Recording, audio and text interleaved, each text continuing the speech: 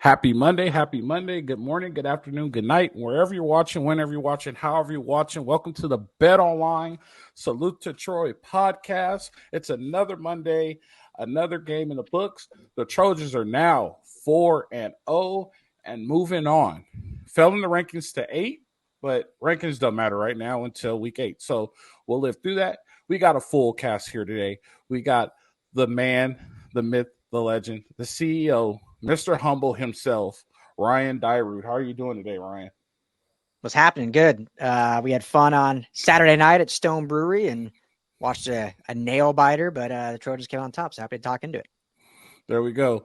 We got the world-class athlete, the queen of LAFB herself, Miss Candace Davis-Price. How are you doing? I'm happy. We're transitioning to fall, so it's feeling kind of crisp, the air out there. That was always tough for me in LA. There was no real transition of a season. No, we're transitioning right now. We went from 100 degrees to 75, and we love it. It's excellent right now. This is why people from other parts of the country do not like us. So, statements like that, Fred. We're in an excellent transition. We're like, oh man, this feels great. Right. And then last but not least, we have the mad scientist itself, the man who has a degree from every Ivy League, every institution in California, the madman, Jamal Magby. How are you doing today, Jamal? Doing well, Coach. Great to see you again. We did a fun one yesterday and back on it today. Coach, I'm seeing you more than I'm seeing my wife the last 2 days, so excited to be here. Definitely. So we got battle tested, right? I want to start off with this. I would like to apologize to the Trojan fans. I would like to apologize to the Trojan faithful. I am a very superstitious athlete.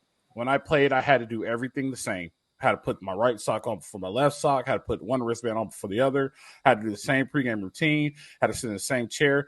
Everything had to be the same. If we had a bad game or if we lost, I'll go through what I did before the game. Like, oh, that's why we lost. I won't do that again. I make sure everything is good. I have been saying, and I said it on Saturday, right? I said it last Thursday. I said we need Caleb Williams to play 4 quarters, right?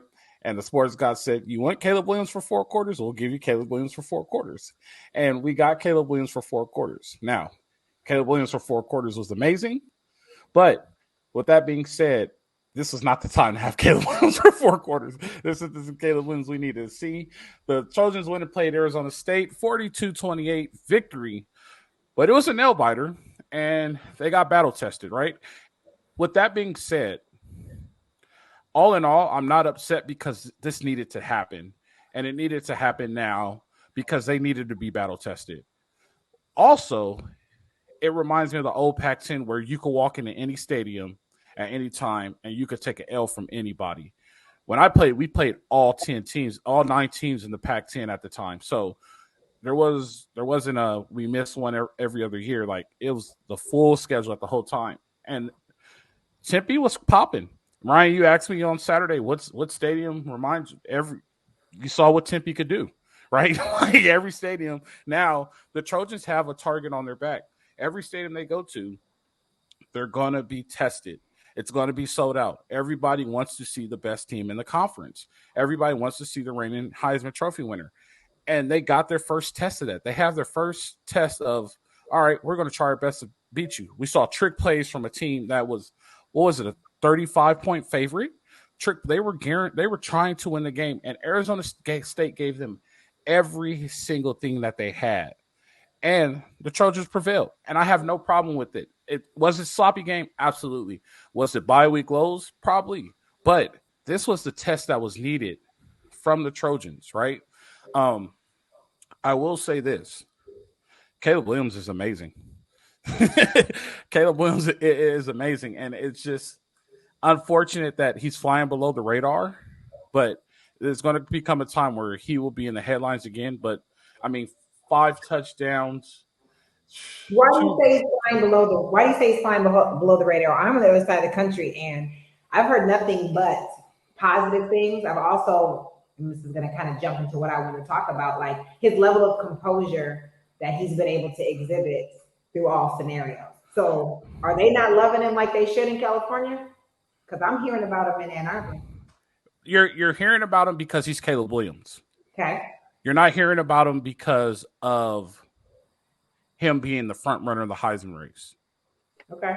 You get what I'm saying? Like, he's not getting the Heisman consideration like he should be getting. He had 3 passing touchdowns, 2 rushing touchdowns. He passed for 322 yards. He was 20 for 31 with a 65% completion rating.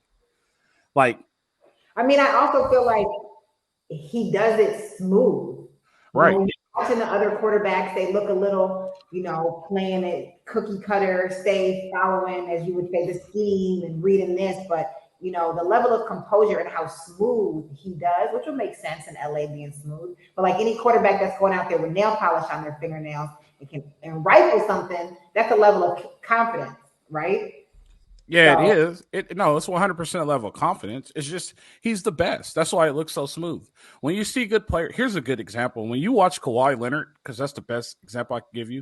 If you ever watch Kawhi Leonard play, it doesn't look like he's scoring a bunch of points. Then when you go and look at the stat box, he dropped 45, 6 rebounds, and 12 assists. That's what Caleb Williams did. It's like he just does it so quietly. It's a normal day at the office. I will say this: the bright side about this whole thing. Marshawn Lloyd got 14 touches, and he took off. It was his coming out party.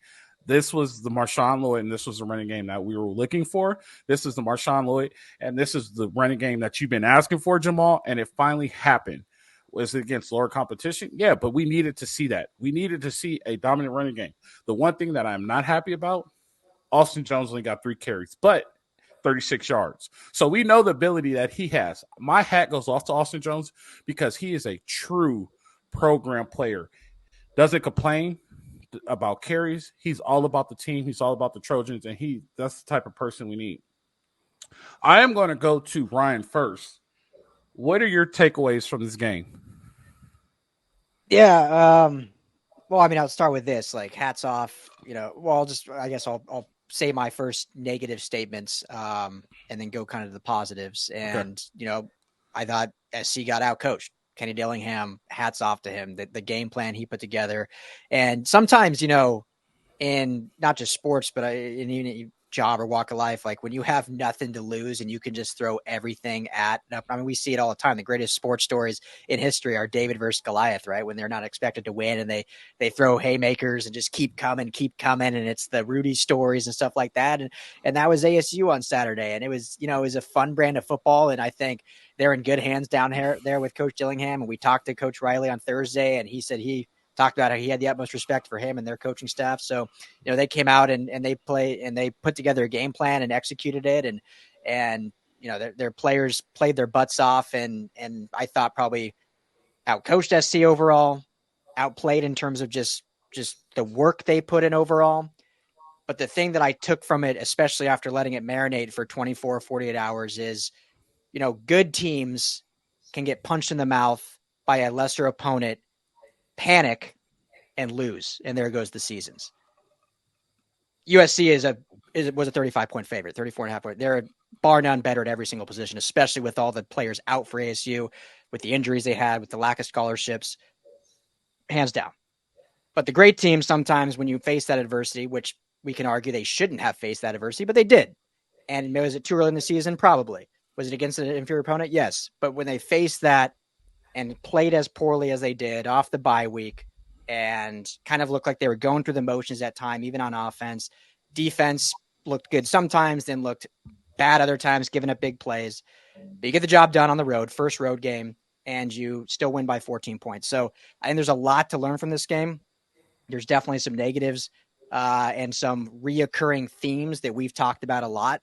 It was unfortunate to see that yet again. But I think overall after letting it kind of marinate and looking back at the tape and watching some of the stuff, I was pleased at how some of this leadership on the team kind of reacted in a way. And we saw, as you mentioned, Marshawn Lloyd ball out. We saw Brenden Rice ball out. I think we saw Calen Bullock play really well. And on the back end, and he had that great ball hawking pick, kind of watching the quarterback eyes. So I think we saw some really good moments. Overall, the product wasn't good enough. Obviously, you can't play that way and beat teams like Oregon and even Colorado and obviously Washington in the homecoming game. But a game like this was almost necessary for them to kind of wake up and say, okay, yeah, we're SC, but we also got to show up every day and play like SC and not play like we just have more talent. So I think it was a good punch in the mouth. They came out on top. They pulled away at the end there. So, some negatives, but I think the positive was they're 4-0, and now you move on to Colorado and you see how they correct things after this week. Candace, what do you think? Positives, I kind of touched on it. Caleb, he's smooth. And like you said, he's doing it with ease. I think that's difficult. Let's use a prime word. Insecurities of others. When they, no pun intended, we'll get there Thursday. But Candace licking her chops over here. he does it real smooth. There's like a level of, he's elegant with the pass. And if you don't have to be a football fan or a USC fan to see what Caleb Williams is doing and enjoy it, right? Because it was 1 a.m. and I'm hitting the nod, and I'm like, did he died for the pylon? Like, it was exciting, but still very calculated. So Caleb Williams, I'm definitely becoming a fan, and I'm a Matt Liner error. Like, I'm a text message away, so that feels good. I'm disappointed in AP rankings. I'm very disappointed that I read an article today, and I think I have it up. It was on CBS. They give Oregon an A and USC a D+. And again, we're on the road. Again, we're coming off a bye week, so you can be a little flat. But you got the number 2 team can barely put up points on below Power 5 schools. So I'm not very happy with the level of scrutiny that USC is receiving. That's not fair across the country. So I'm down the street from the big house. They were scoreless against Rutgers. They were scoreless. They barely put up 35 points to UNLV, and your boy JJ McCarthy got an interception 3 times against Bowling Green. And your boy Caleb, correct me if I'm wrong, does he have an interception yet on the season? So why? No, but knock on wood. On the same college football like conversation. So disappointment, AP rankings, whatever. This is your word, Jamal. Algorithms. Information. I'm gonna need you to come up off them algorithms, open up your eyes, and check out what USC is doing. But it's cool because you're right. When we go, you want to slide us down to 10, 8, whatever. When we come in and just dog walk you from number 8, you're gonna look real goofy. So very happy with the Trojans. The surprising a little bit to get going. I'm an athlete. I don't expect perfection. The football season, football games, they are not sprints. They are marathons. That's what they are. That's why I would never play it. So the idea of these rankings, cool. Do we care about them? Absolutely. They give us affirmation. But the reality of this is we finna dog walk anybody from 5 and above. Can I add to that real quick before you go to Jamal?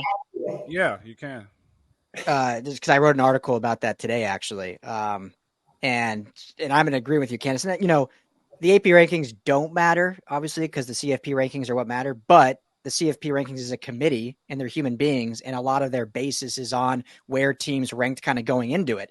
And so my big thought was I didn't have a problem, honestly, with them moving SC back for the likes of a Washington, who's looked great and boat race Michigan State, for the likes of a Florida State, who beat LSU and beat Clemson in Clemson, for the likes of even a Penn State that just blanked Iowa and beat West Virginia. So I get that, but what I don't get, and you said this, and obviously Texas beating Alabama, but what I don't get is when you look at Georgia and Michigan, Georgia's played what?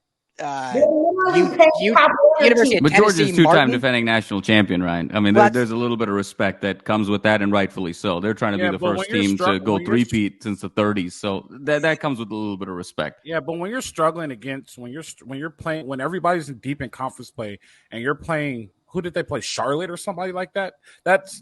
No. You gave up 20 something on UAB, right? And then you struggled against a another Division 1 team and barely beat them. That's not a Power 5 school. Like, you struggled against South Carolina. They have not won convincingly.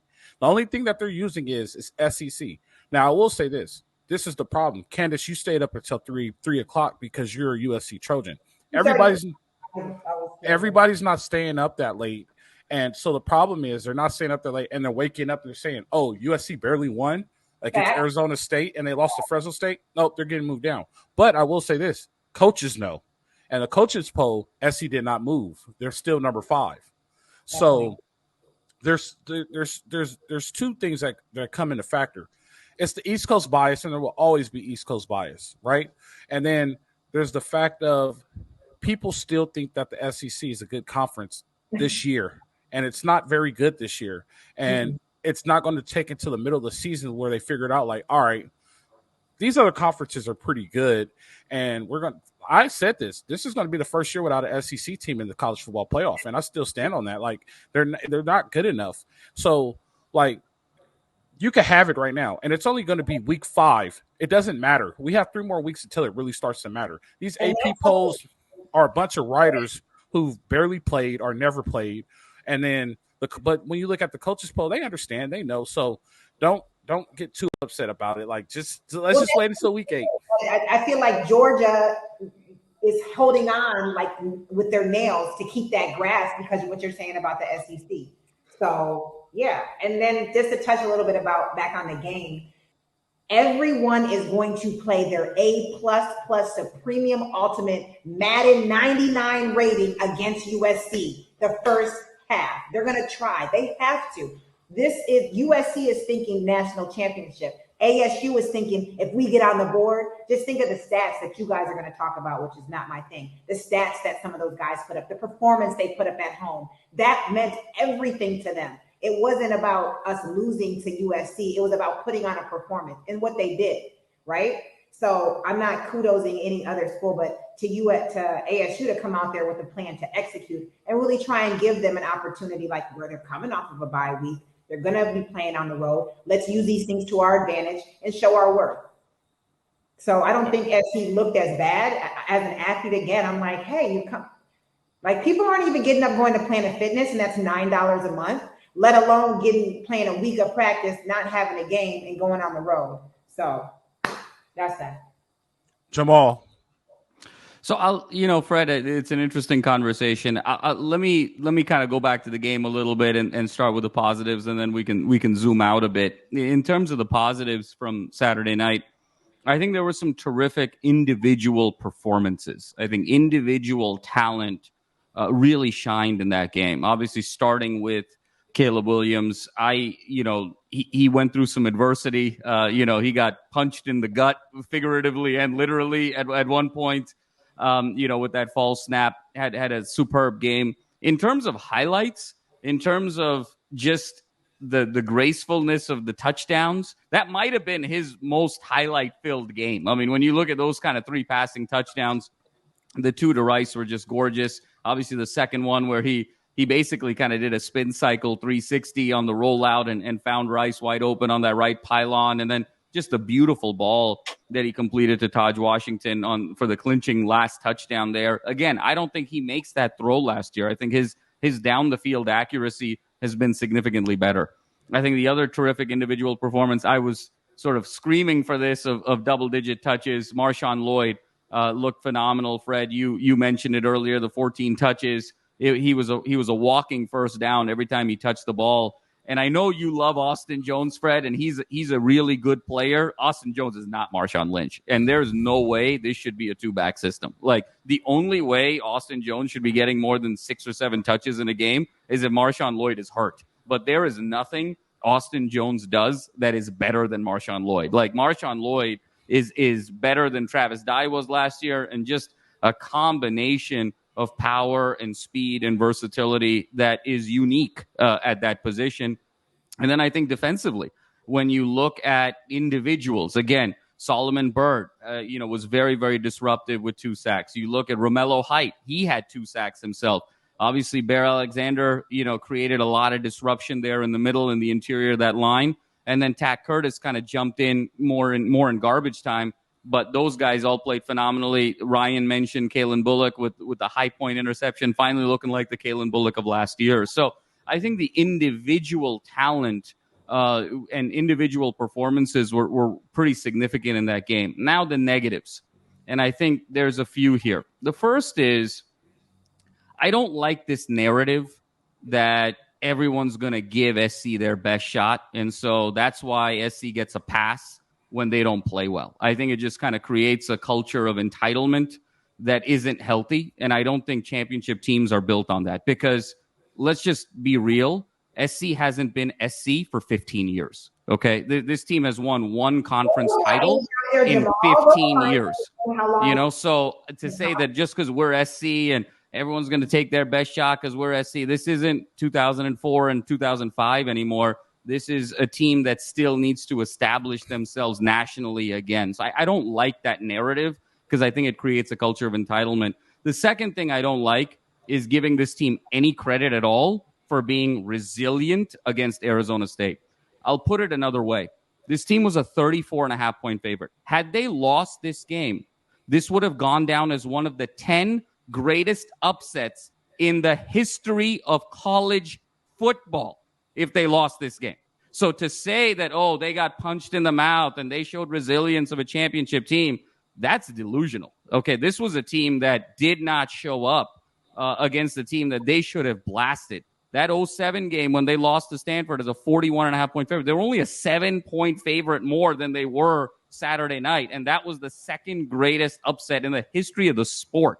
So this was a significant talent discrepancy, and they shouldn't be getting any credit for any resiliency whatsoever, because they should have won that game very, very easily.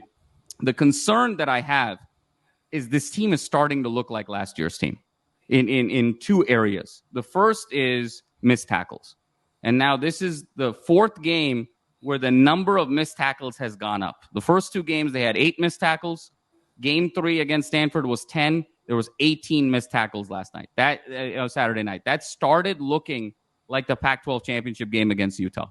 The second big concern that I have is Dillingham coached his tail off and was phenomenal, to Ryan's point, but it was a very, very simple offense that they were running. It was basically this sort of shovel pass to the right, the shovel handoff, and then faking the shovel handoff and having guys streak down the sideline. And the fact that Arizona State could score 28 points off of basically one play and one counter, it again felt like last year's first Utah game when Dalton Kincaid went bonkers on the same play over and over again. So my big concern right now moving forward is how much has this team really gotten better in terms of habits, in terms of preparation? They've said all the right things. The game gets longer. We get tougher. All of the coach speak and all of kind of the politically correct, nebulous, cliche things. But when push came to shove, this team is starting to regress to what they were last year. And even if they are marginally better than they were last year, 5, 6, 7% better than they were last year, the fact that the Pac-12 is 15, 20, 25% better than it was last year, that actually puts SC in a deficit position. So I'm really concerned schematically in terms of defense. And Fred, I'm sure you'll get into it. And then I just didn't like the body language either. I thought for as well as Caleb played, I thought his body language was actually quite poor for 2.5, 3 quarters of that game. I thought the body language on the sideline was very poor. And just the fact that they had the penalties, they weren't protecting the ball. They just didn't look ready to play. They didn't respect their opponent.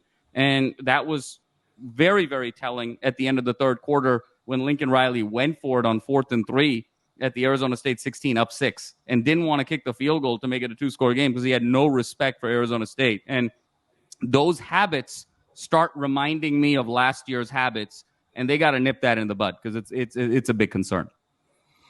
I will say this before I get to my point. I want to let you guys know Salute to Troy is brought to you on BetOnline. Go to betonline.ag to get all your up-to-the-minute sports lines, wagers, and scores. BetOnline.ag. Put in promo code BELIEVE, that's BLEAV, and you receive a 50% welcome bonus. That's BetOnline.ag, where the game starts. So, here's the deal, right? And this is just my opinion. No, that's not my opinion. I know what I'm talking about. I'm going to say I know what I'm talking about. The talent from last year at SC has gotten better, especially on defense. Those are better players. The players that they had on defense last year was not good. It's no longer the players. Those players are not put in the best position to become successful at this point. And I am completely sold on it. You, as a coach, you have to put your players in the best position possible. When you hire your friends, you get put in a position to lose. I've heard this from Dave Wanstead himself when I was at the NCAA clinic for upcoming coaches. When you hire your friends, you get put in a position to lose. It's time for Lincoln Riley to cut the ties.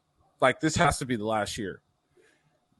This upcoming week is going to be the same thing, right? Because the OC, he's not the greatest in the world, but he's very good at what he does. But we'll get into that on Thursday.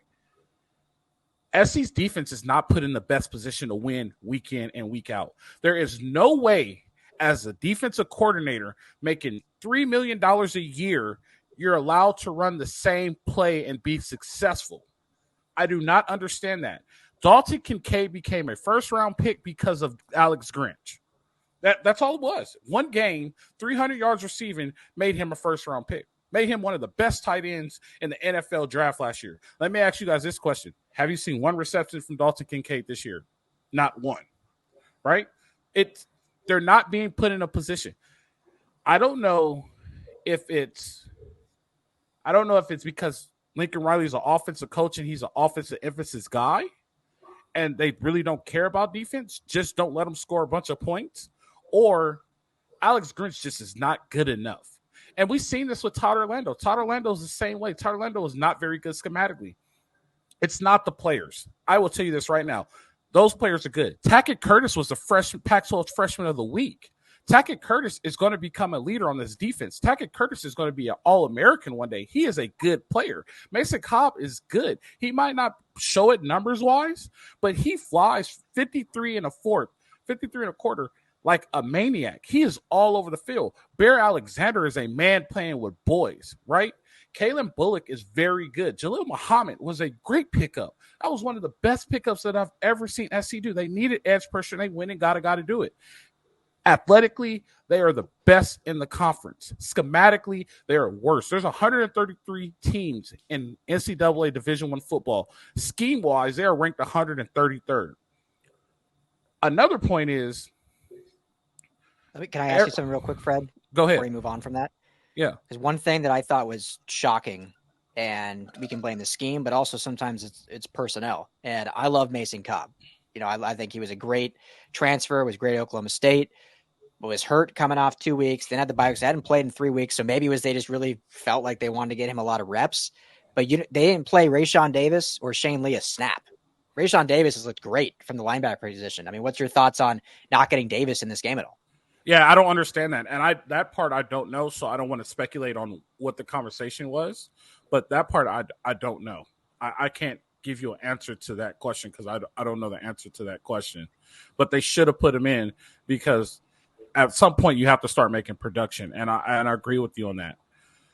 The point I was going to get to was Lincoln, I said this earlier to you guys.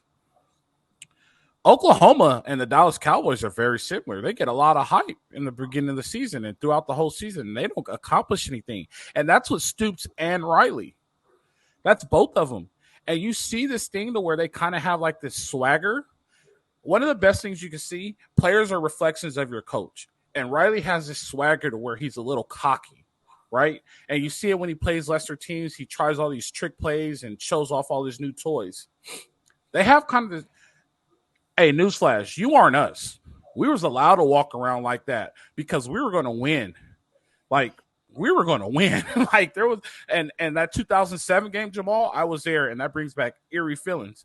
That was just a bad day. JD broke his finger. Things just aren't going right. It was missed the extra point. I was there too, Fred. I wasn't on the field, but I was there. Also, I will tell you this. That was one of our worst weeks of practice we ever had. 2 days that week, we got kicked off the practice field and had to come back. And it showed when we played Stanford and we lost, right? And then we had to go. We went to Corvallis and lost. We didn't make the national championship. But nevertheless, they have this like swaggy, like they're cocky, right? And I think this part is only opinion, and I could go off of my past experience and playing and being a part of the game for so long. I feel like they looked ahead. They were already ready for the game this week because they want to shut Colorado up this week. And they forgot that they had to play Arizona. Arizona State, and they forgot that they had to go to Tempe, and they didn't realize that it was sold out. And then you got a bunch of people who like, oh, it's just a Pac-12 sold out stadium. Nope, Tempe gets loud. And hey, newsflash, Colorado gets loud. Here's another newsflash. every place besides Stanford gets loud. If Cal sells out, guess what? Cal gets loud. You know what I mean? There's 11 stadiums in this conference that gets loud, and there's 11 stadiums that if you walk in, they don't care who you are. They just want to win. Every kid in the conference has a chip on their shoulder because they did not get recruited by SC. California is a pipeline for the conference, and they walk in and they think because they have the Interlock XC on their chest that people are scared of them. They're not scared of them. They're trying to prove something.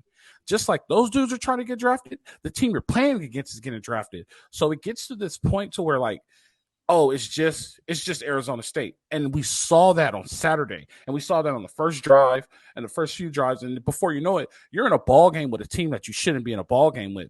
If they would have put up 70, they would have probably been the number 3 team in the nation. Easy. Hey, this is a team to look out for. Now you talk about, oh, how many points is the next school going to put up on you because they got a productive offense. That's SC's biggest problem. And this is Lincoln Riley's fault. They're not a disciplined championship team. And when I say they're not a disciplined championship team, like like Ryan says, like the atmosphere is changing, you see the motivation, but the product that they're showing us is not a disciplined team. They don't know how to take care of business when they need to take care of business. And they constantly are doing that. And that's the same problem they had last year. And there's only one person to blame out of all that, and that's Lincoln Riley. He is the head coach of this team, and he needs to change that. And if he does not change that, he will be just like he was at Oklahoma. He'll only win Rose Bowls and conference championships. That's fact. Whoever wants to rebuttal could go ahead and rebuttal off of that. I'm sorry. No, Fred, I think you said it really well. I mean, I think it's interesting of what this team's journey is going to be, and I think that there's an interesting scenario where last year we didn't really know what we had. And, there was sort of a big splash in that Stanford game, ironically, the one stadium, according to Fred, that doesn't get loud. At the library, there was a big splash, game 2. And all the kind of celebrities were there and what have you, and big splash there. Then the weekend after was that Oregon State game, right, where it was the nail biter with a minute to go. Caleb finds Jordan Addison, the 4 interceptions on Chance Nolan. You squeak it out, and then you're at 6-0 going into that Utah game. There's the loss, and then they reset and rebuild all the way back to the Pac-12 championship game. So there was these 2 ebbs and flows of the season. They had kind of an early signature win, built on that, had some adversity, and then rebuilt up until the end. And then, unfortunately, things didn't finish the way they would have liked. My concern here, Fred, is based on what you're describing, in that maybe there's a little bit of entitlement. Maybe they're a little soft. Maybe they're a little full of themselves, is kind of what you're saying right now. But where is that test going to come? There's just such a huge gap between the schedule that they have right now, and then when the lights really come on, when you got to go at Notre Dame, you got to go at Oregon, you got to play Utah potentially with Cam Rising, you got to host Washington. Those are 4 games in 5 weeks where it gets so gnarly so quickly in such a significant steep. I worry about the schedule and how it's laid out. Hopefully they can get a feisty game from Colorado. I think they will, and I'm sure we'll talk about it more later in the week. But I think they need to sort of have that mentality that it's not always going to be the Stanford team that's probably going to finish 2-10. It's not going to be, these non-Power 5 schools. They're going to have single-digit wins. It's not going to be Arizona now, who doesn't have Jaden DeLaura the following week. I mean, this is sort of a very, very soft schedule. And that's also one of the reasons they're not moving up, is because the schedule's so soft also. I don't necessarily agree that this year there's this big SEC bias. I mean, if you really look at it, look at Alabama's at 13 after one loss. Look at how far LSU has fallen. There really isn't this sort of respect for the SEC outside of Georgia because they're the champs. There's 4 Pac-10, Pac-12 teams in the top 10. This is the first time that's happened since the early 90s. I mean, this is really a renaissance period. And I think because this is the last year of the conference, I think it's getting more notoriety than it ever has before, ironically. So it's all sort of falling in USC's favor, but they just got to kind of put the right product on the field here moving forward. No, 100%. So I do think their first test will be against Utah, right? I think it will be against Utah. No matter what, Utah and Oregon State's going to be the same team. And when I say the same team, they're going to come and punch you. They don't care who you are, how you are, just like Stanford used to be. They're going to come and punch you, right? So no matter what's going to happen, you're going to get punched by Utah. It may not be the same team, but it's still the same tough grit attitude. And it's still, you know what I mean? So that's another test. And I think they got to go to Austin. Austin's going to be a test, right? And that one is who's going to score last. So how do you deal with that? I have to deal with Michael Penix Jr. in Washington on homecoming. Like, how do you deal with that, right? Like you said, you're looking at a point to where when they play Oregon, it might be in the rankings USC, Washington, Oregon, like just like it is now, maybe a little bit higher. So those tests are coming. Don't count out Arizona. Arizona in Tucson is not easy. You know what I mean? And apparently SC has a travel problem. You never really have these issues at home, but you have these issues Arizona's when they get home. home. But Arizona's at home. Oh, they Arizona, play Arizona right? at home. Okay, Yeah. I apologize. But to your point, last year, I mean, that was a tricky game. That was a 2-point game going into the fourth quarter. So point noted, Fred, for Dorian sure. Singer, 3 tubbies for Dorian Singer. Yeah, they have a travel problem. Go ahead, Ryan. No, I'll be I don't know how much more we can hear from Candace since we haven't heard from her in a while, but the one thing I'll say is that I'm excited that I'm excited about is because I agree with, what you guys are saying, but I think this, and we're going to preview it. Obviously we've said it many times later in the week, but this is a huge opportunity for this team in Colorado, in Boulder, 9 a.m. or 10 a.m. local time, 9 a.m. Pacific time, to silence all these critiques and say, okay, we had a really bad game against Arizona State. We're not entitled. We're not this. We're going to come out and show you what we are made of. And so I'm excited to see how they respond and if they are able to do that and silence some of that. So to me, this is a huge opportunity for a team that has shown some deficiencies in areas, has shown greatness in other areas, to play a full 4 quarters as a team on all 3 levels and go out and show it. So we'll talk about it later about how they do that and what that looks like. But I'm just excited to, after seeing what they put on the field on Saturday, how they respond from that. And I'll be at practice tomorrow and Wednesday to hopefully, see what some things are said. But I think this game left a really bad taste in their mouths, judging from, what Lincoln Riley said in his presser, what some of the players said. So I'm excited. It should, of course. I mean, I don't know if that's sort of even worth saying. I mean, it better. If it doesn't, we got a much bigger problem on our hands here. It better. Yeah. So I'm excited to see how they respond. Yeah, I'll be interested to listen to the Stone Brewery practice report. Once again, Stone Brewery sponsors the South Detroit podcast. Go to your local vendors and get the Fight on Pale Ale.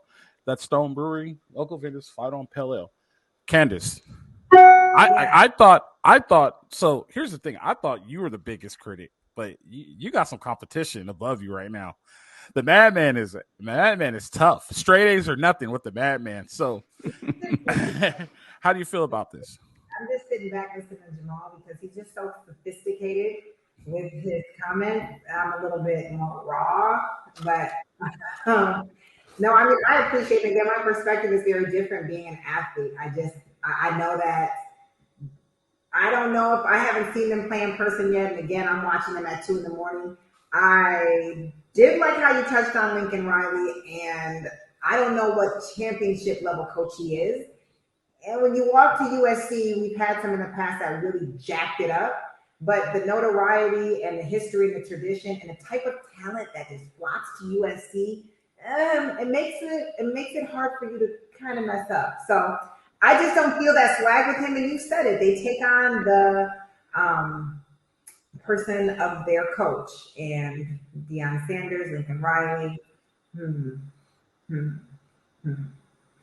This is an SC show, so if you do not need to log on Thursday, just stay in Michigan. No, I will help you out. I will help you out. Ebbs and flows is a financial term that they use on charts of how they make money. Like I said, I did. The game was a bit shaky for me, but I guess I told you I'm an athlete. This is a marathon. I get it. I see end game. I see Caleb Williams is a fighter. He's a champion. He wants to win a national championship. He wants to solidify. I know the small details for guys that follow stats, guys that understand schemes, guys that see missed tackles. I'm glad we have you because you need to have those eyes. But ultimately, in the dogfight, like when you got guys like Caleb Williams wanting it more, he will score. He's going to throw. He's going to, if he's got to crawl with his teeth through that pylon, he's going to make it happen.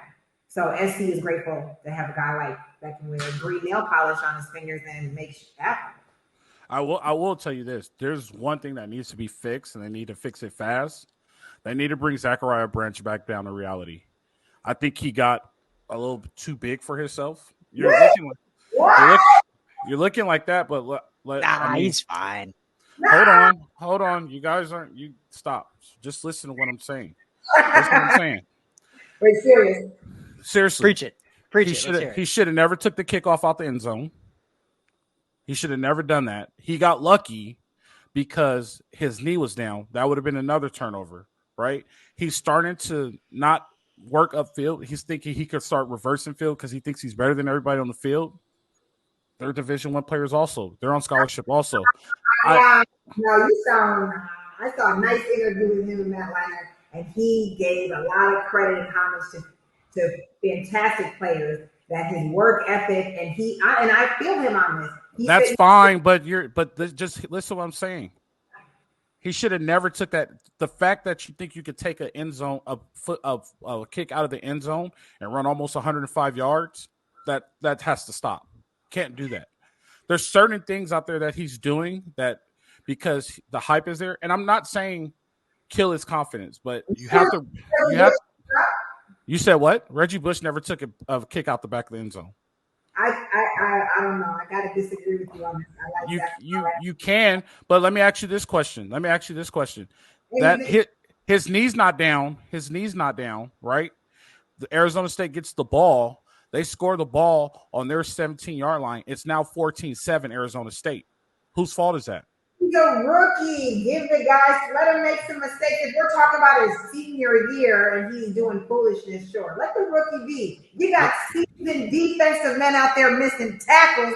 That's really what we need to be talking about. Not the freshman that can run 10-3 and can outrun all 22 guys on the football field. No, you can't let the rookie pass because now we're getting to a point where mistakes turn into points and losses. You can't. You got to bring them. You got to bring them back in. I'm not saying kill his confidence. All I'm saying is like, hey man, like, let's be smarter with the decisions you make. Want Zachariah Branch to be in reality in La La Land. Is that what I hear you saying? No, this is what I'm saying. If you listen, I could tell you what I'm saying. Just make smarter decisions. Like, we know how good you are. Just make smarter decisions. Like, you have to reel him back in that way. Like, he is good and he's excellent and he has a ton of upside, but let's reel him back in. What I would say is coach him, but don't cage him. Like, right. Yeah, coach him on those. Those are bad. Like, I knew it. I was a return man. Like, you plant your heels at the 10-yard line on a punt. You don't go chase the ball after that. If it's 5 yards deep, you don't run it out. Like, coach him, but also say, hey, you're arguably the best player in the field. Like, go make plays happen. So right. A little both. Just make smarter decisions. That's all I'm saying. I'm not saying tie him up and keep him from doing what he's doing. That's not what I'm saying. Let's just coach him up and like, hey, you are good. Let's just get better. All right. I'm very excited for later in the week. I'm just gonna get like popcorn and put a lot of butter on it and have a big tub and just keep eating it and have like a big just jug of soda and just watch Candace and Fred go at it for Colorado, because this is the undercard, right? I mean, this is like the, those presidential primary debates where they're like, oh, this is the undercard debate, and then there's like the main debate on the main stage, and like the undercards at 4 p.m. and the main ones at 7 p.m. This is the 4 p.m. debate because we're just talking Arizona State. I cannot wait for the 7 p.m. primetime debate with USC and Colorado. That's the main event right there. Ryan and I can just put our feet up and enjoy the show there, right, later in this week. She's gonna have to show her alliance. Is she an SC fan or is she a Colorado fan? Like, she has to make a decision. Reality set in last Saturday. I told her it was gonna happen and she didn't believe it. I'll say it for Saturday. There you go. Hey, you got and not be a Jen or a Riley fan. And I can stand by them. Jamal's not a Jen or a Riley fan, so there we go. Definitely. You guys got anything else before we wrap this thing up? Ryan, Jamal, Candace, we're all good? We're good. We're on to Colorado. On to Colorado. Let's flesh it. Let's move on. The Trojans are still undefeated 4-0. Caleb Williams is still the man. Still the man. This has been the Salute to Troy podcast. Don't forget to drink athletic drinks. Go to Drink AG1. Salute to Troy. Grocery bill. Cut your grocery bill. Get you some AG1. Salute to Troy. And you'll get 5 free travel packs and a year supply of vitamin D. That's drinkag1.com /salute to Troy. I appreciate you guys. It's been fun. We're going to Boulder. So literally and physically. Well, you guys are going, but hopefully we can work it out to where I can still be a part of the show. Don't leave me out, guys, please. Oh my goodness! I don't There's no show without you, Fred. Come on, the host. We'll make it work. Definitely. I appreciate you guys for watching. Hey, once again, if we get to 5,000 followers, you get a free pack of Stone Brewery, Fight on Pale Ale, and a free T-shirt. So let's get those subscribers. We're looking for 5,000 subscribers. We're growing, and we would not be able to do it without you. Thank you guys once again for showing up to Stone Brewery on Saturday for the watch party and the live show. I appreciate all you guys' watches, views, subscriptions, and everything. Thank you very much. Once again, this is the Salute to Troy Bet Online podcast. See you guys later.